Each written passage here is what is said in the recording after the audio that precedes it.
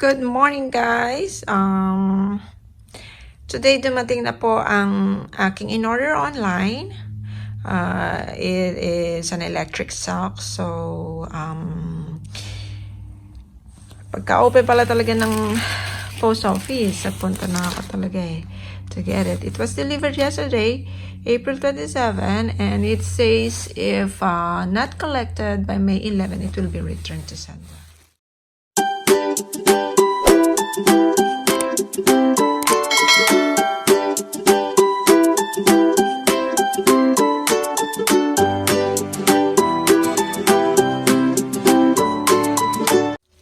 Ayun po, excited na akong malaman if this is really gonna work. So, let's see what's in the bags. Meron siyang instructions for use. And then, of course, meron siyang stock. Okay, buksan natin siya. Actually, excited ako. Buksan ko na ito. Isip kong i-unbox kasi nga this is the first time na umorder po ako ng electric socks dahil by winter, by June, July, August, winter na po sa amin. So, kailangan kong maghanda for the colder months kasi right now, autumn po, and we are experiencing 17 degrees. So, how much more pagka winter na. So, a pair of socks, dalawang battery pack, ayan,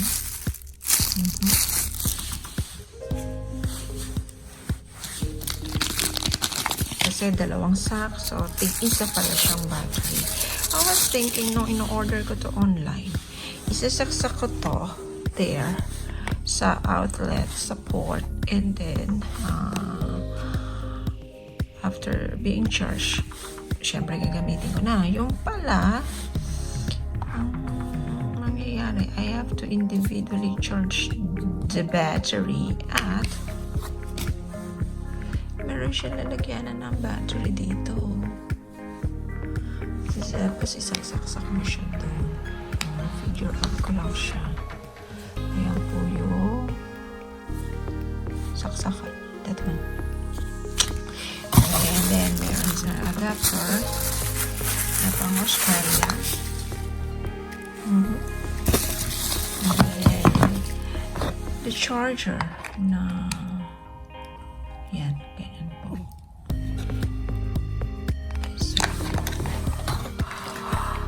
As it says on the instruction, have to connect it. The batteries need to be connected from the charger, and pag nagbi-blink siya ng red, yung battery means to say it's being charged. And pag na fully charged na siya, it will turn green. So, let's see how long po ang charging time nito. And kung gaano katagal ko siya magagamit. Kasi ang dami kong pinagpilian online. And pumili ako ng mas matagal ang hours na pwede ko siyang gamitin. And because I work 12 hours a day. So, kailangan talagang I have to keep my self-warm, my hands, yung mga paa ko should be warm, or else it's gonna be really hard to work to last a day na feeling really cold. So yun po, I'll update you later kung gaano ko siya katagal na i-charge. Alright guys, see ya. So ayan na, I'm charging it now guys. It's exactly 10:50 a.m. So I'll keep an eye how long will it be charged, and susubukan natin siya mamaya. Bye for now, guys. Hi everyone. So, eto na siya. After 9 hours of being charged, ginagamit ko na siya ngayon. So, meron siyang tatlong colors or level of warmth. The first one is red, which means high temperature and can last 5 hours of warmth. And this is orange, which is medium temperature and can last for 7 hours of warmth. And that one is green, the low temperature and can last 7 hours of warmth. So far, dahil ginagamit ko tong green, low temperature, means to say, mas matagal ko magagamit yung socks.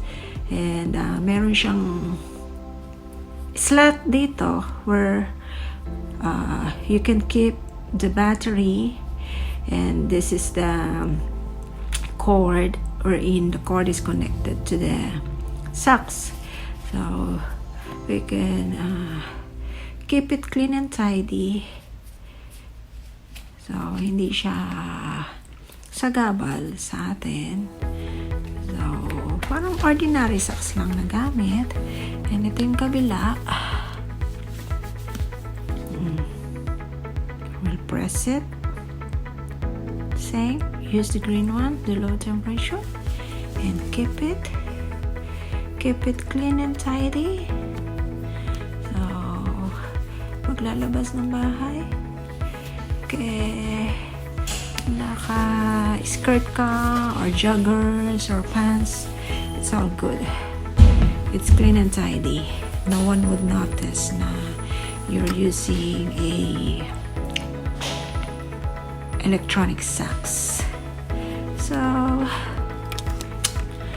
dahil next month, June, in a couple of days, June na, in a week time, it's month of June na, winter na. So mas mabuti na maagap dahil kung struggle sa inyo ang cold weather as you work, then always keep yourself warm. May mga ways naman.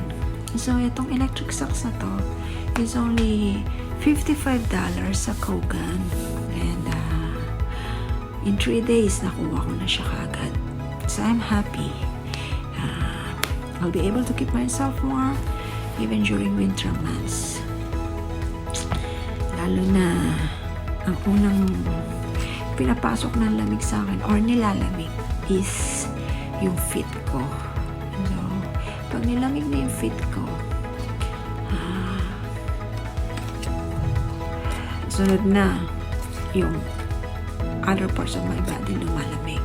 And it is really a struggle to keep warm during winter season and you are at work. So ways din para ma-enjoy yung pag-work, hindi kailangan mag-call in sick. So that's it. To those who have access online, na nasa country with winter, probably check for electronic socks. Okay, I hope it helps. Salamat guys.